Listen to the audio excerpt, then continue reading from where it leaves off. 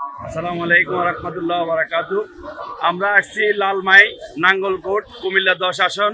আমাদের প্রিয় নেতা আলহাজ আব্দুল গফুর ভূঁইয়া, সাবেক সংসদ সদস্য, বর্তমান দানের শীষের কান্ডারি, ওনার আমরা একজন কর্মী। আমরা বিএমপির ফ্যামিলির সন্তান। আমরা আসছি আমাদের প্রিয় নেত্রী বেগম খালেদা জিয়া, উনি চিরদিনের জন্য দুনিয়া থেকে চলে গেছেন। আমরা আসলে পুরা বাঙালি জাতি বিএমপির প্রত্যেকটা ফ্যামিলির সন্তান। আমরা গভীরভাবে শোকাহত। আমরা ওনার বিদায়ের মাত্রা কামনা করার জন্য এখানে আসছি।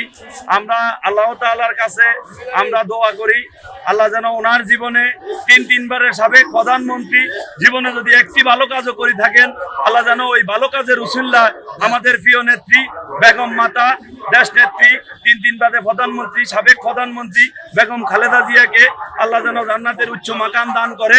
প্রিয় ভাইয়েরা, পুরা বাংলাদেশের মানুষ আজকে গভীরভাবে শোকাহত। বাঙালি জাতি এই দুর্দিনে যার নেতৃত্বে একতাবদ্ধভাবে ছিলেন, যেই সময় ওনার দেশের জন্য অতি জরুরি সময় ছিল, যিনি থাকলে এই দেশে অনেক কিছু আমাদের সফলতা আসতো, এই সময় আমরা ওনাকে হারিয়ে আমরা বিএমপির প্রত্যেকটা সন্তান আমরা অকুল নদীর ধারে ধারে বাসতেছি। ভাইয়েরা, আপনারা আমাদের মায়ের জন্য, দেশ নেত্রী বেগম খালেদা জিয়ার জন্য প্রত্যেকটা মানুষ দোয়া করবেন, আল্লাহ যেন ওনাকে বিয়েস্তের উচ্চ মাকান দান করে। আসলে আমরা মনের অনেক কথা বলার আছে, আমাদের এই মুহূর্তে বলার মতো কোনো ভাষা আমরা হারিয়ে ফেলেছি।